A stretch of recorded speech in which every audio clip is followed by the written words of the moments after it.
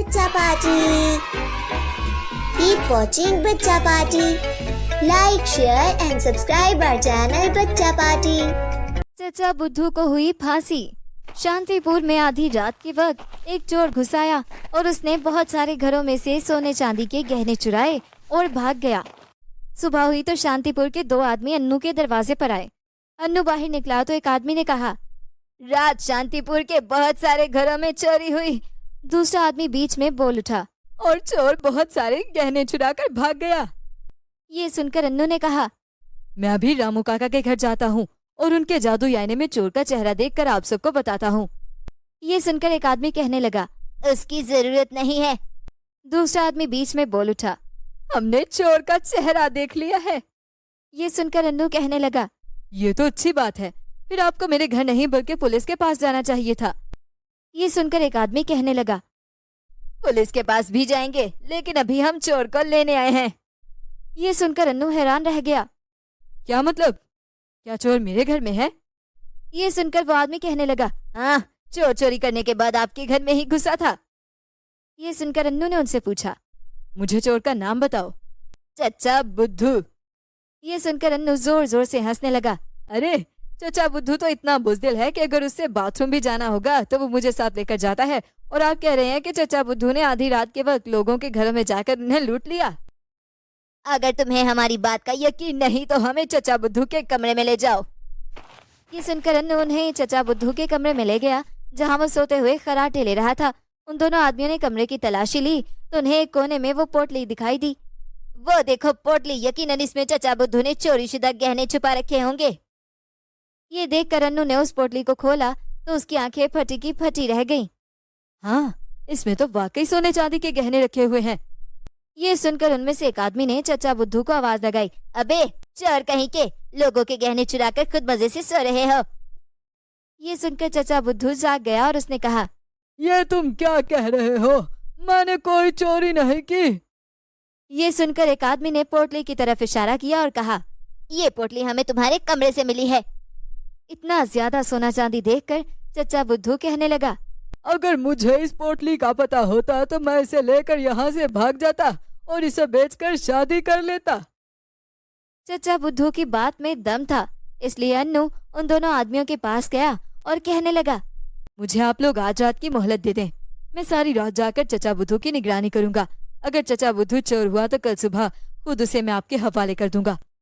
ये सुनकर उन दोनों आदमियों ने अन्नू को एक रात की मोहलत दे दी, जबकि चचा बुद्धू कहने लगा, इतने सुबह सुबह मेरे कमरे में आ गए, मुझे बाथरूम भी नहीं जाने दिया। अब जल्दी से सो जाओ, इससे पहले कि मेरा नाइट सूट गीला हो जाए।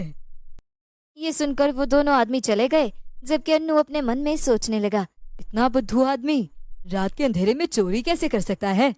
जरूर कोई चचा बुद्धू को फंसाने की कोशिश कर रहा है। खैर, जैसे ही रात हुई और चचा बुद्धू अपने कमरे में सोने के लिए चला गया, अन्नू चचा बुद्धू के कमरे के बाहर बैठ गया। आधी रात हुई तो चचा बुद्धू ने अपने कमरे का दरवाजा खोला। अन्नू ये देखकर छुप गया, बाहर कोई नहीं है, अभी जाकर शांतिपुर के लोगों को तंग करता हूँ। ये कहकर चचा बुद्धू बाहर चला गया और एक घर के अंदर घुस गया।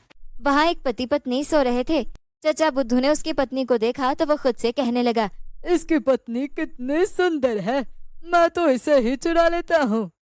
उसी वक्त वो आदमी खांसने लगा और चचा बुद्धू डर के मारे जल्दी से उसके घर से निकल आया। जब उसने बहुत सारे गहने चुरा लिए तो वो अपने घर में चला गया। लोग ये सब देख रहे थे और चचा बुद्धू के कमरे में गए और उसे पकड़ लिया और उसे शांतिपुर के राजा के पास ले गए। राजा ने सारी बात सुनी और चचा बुद्धू के पास से मिलने वाले सारे सबूतों को देखते हुए फैसला सुनाया।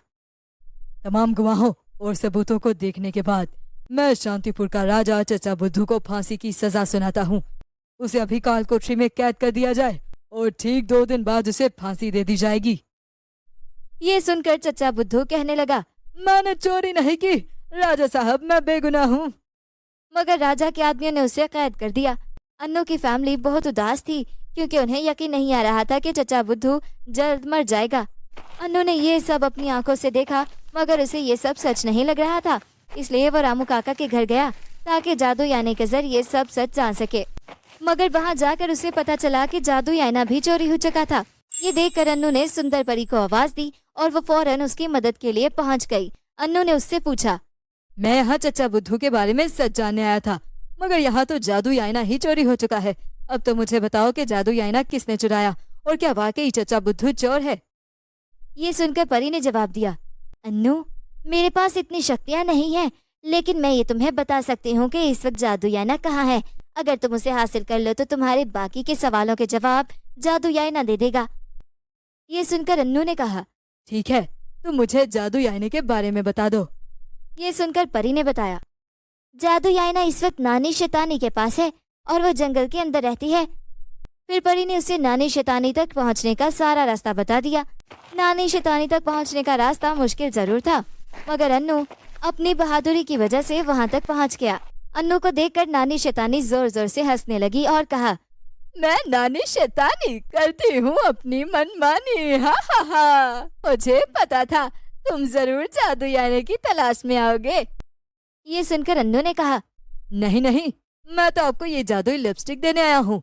इसे लगाने के बाद आप बिल्कुल काजल की तरह सुंदर हो जाएंगी। अन्नू की बात सुनकर नानी शैतानी हक्का बक्का रह गई। उसे तो उसकी बेटी पठानी जादूगरनी ने कहा था कि अन्नू बहुत शातिर लड़का था, मगर ये तो बहुत मासूम लग रहा था। इसलिए नानी शैतानी ने उससे वो जादुई लिपस्टिक ले ली और उसने जो ही वो लिपस्टिक अपने होंठों पर लगाई, उसकी बोलती बंद हो गई। ये देखकर अन्नू ने फौरन नानी शैतानी के पास रखा जादुई आईना उठाया और भाग गया। रामू काका के आने के बाद उसने जादुई आईने से कहा, मुझे बताओ कि चचा बुद्धू चोर है या नहीं। जादुई आईना उसे सच दिखाने लगा। तुम रात के वक्त शांतिपुर के हर घर से चोरी करना और चोरी का सामान चचा बुद्धू के कमरे में फेंककर भाग जाना। चोर ने ऐसा ही किया और वो भाग गया, मगर चचा बुद्धू बेचारा पकड़ा गया। सच जानने के बाद अन्नू राजा के पास गया और उसे सब सच सच बता दिया। जादुई आईने में ये सब देखने के बाद राजा को अन्नू की बात का यकीन आ गया और यूं चचा बुद्धू अन्नू की वजह से फांसी की सजा से बच गया। बच्चा party. Keep watching Bachcha Party. Like, share and subscribe our channel Bachcha Party. Goodbye.